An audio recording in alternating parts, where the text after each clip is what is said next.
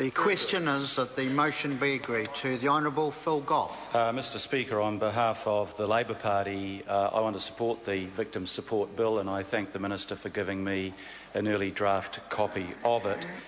Can I join with the Minister too, as I stand in this chamber and look at the memorial plaques around the chamber to remember those who sacrificed their lives and those who served this country in a way that no member of this House currently has been required to do so.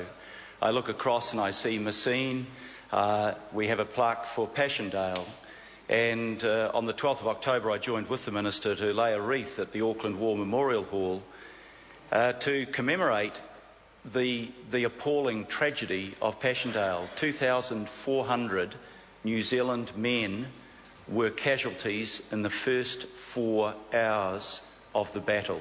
2,400. We stand on the shoulders of those men who made that sacrifice and those men and women who served our country in that war and subsequent wars. I'm also conscious that just a matter of months ago we have new plaques on the wall commemorating Timor and Afghanistan. The 14 years that our troops served in Timor and the more than 10 years in Afghanistan and in the Solomons and originally in Timor at battalion strength mean that there will be a need for the provisions of this legislation for many years to come. Mr Speaker, it is right to say that this bill has indeed been a long time coming. And given the fact that by far the largest group of veterans who are entitled to its provisions are still those who served in the Second World War, each day that passes, the ranks of those veterans thin. There is no World War II veteran younger than their late 80s now. Most, like my father, are in their 90s. And regrettably, by the time we pass this legislation and it comes into effect in 2014, 2015, many more hundreds, if not thousands, of those vets would have passed away. Mr Speaker, I, as Minister of Defence, was involved in the initial discussions and the decision to review the War Pensions Act 1954. We were aware that the Act was at that stage more than 50 years old. It was outdated, it was inaccessible, it was badly in need of change, and we believed that we should first of all be providing better support for our veterans, those who served in the Second World War, in J-Force, in Korea, in Malaya and in Vietnam. And we also believed that we needed new and updated provisions for a younger generation of veterans. And the natural cut-off point to distinguish between those two groups was the passage under the third Labor government of the Accident Compensation Act in 1974. ACC makes good provision for injured people, but we believed, as the Minister has said, that there needed to be a margin over and above the payments that were made to other New Zealanders that were injured in the course of their work or their leisure or at home for those people that were injured in the course of service to their country.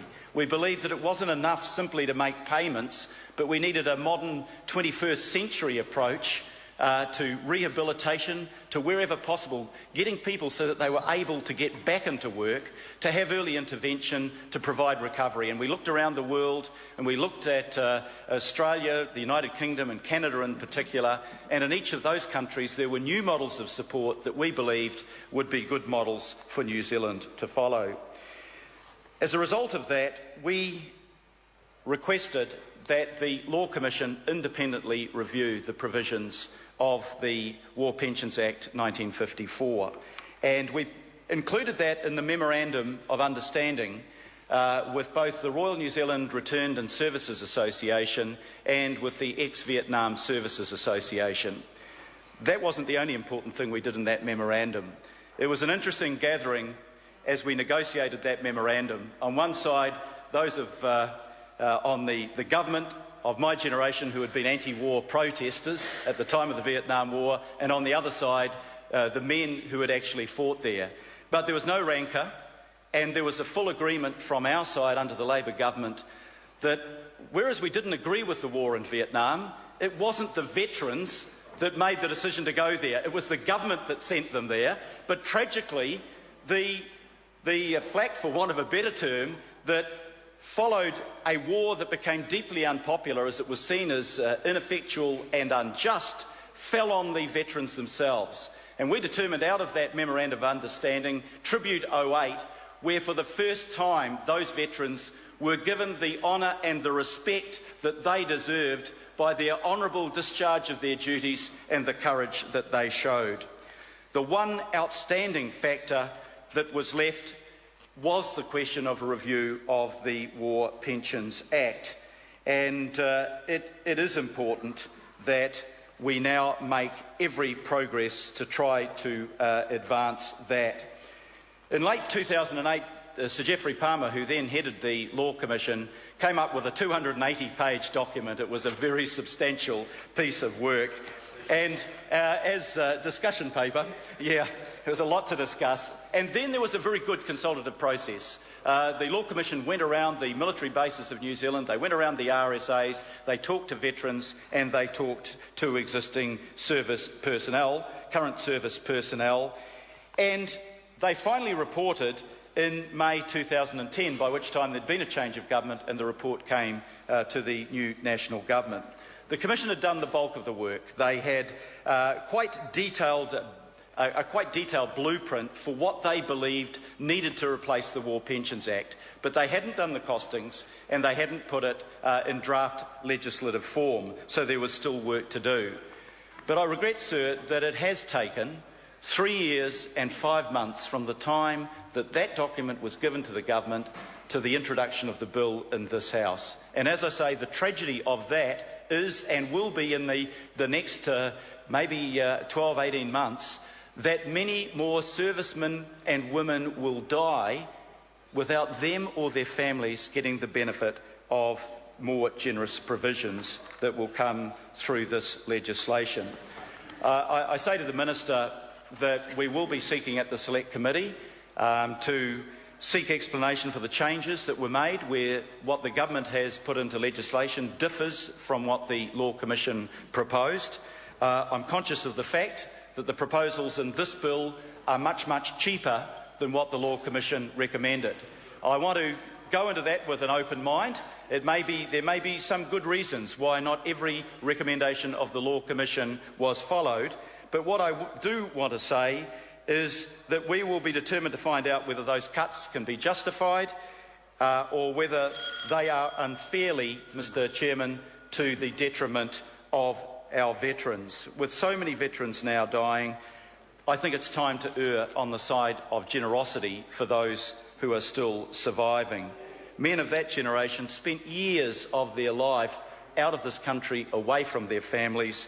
Many who returned suffered from physical injury and just as importantly from psychological injury, and nothing was done in those days to address the latter form of injury. So we owe these veterans, and we owe it to them, Minister, to be as generous as we possibly can be.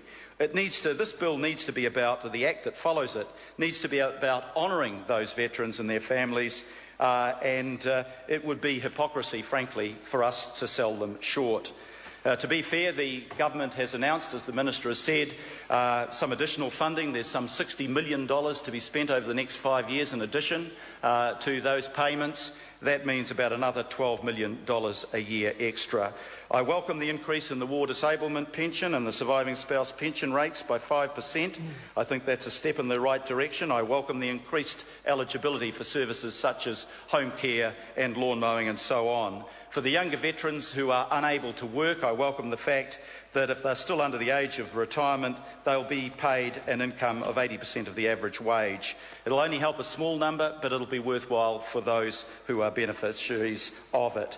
Veterans post-1974 will get all of the relevant ACC assistance, but as the Minister explained, a margin on top of that. And I think that that is justified by their service, by their sacrifice for our country. We support this bill, and we will, at the Select Committee, ensure it delivers what is needed and what was promised. Oh, Besetto Sam Lutuinga. Thank you, Mr Speaker. Mr Speaker, in late February 2011, I attended the funeral of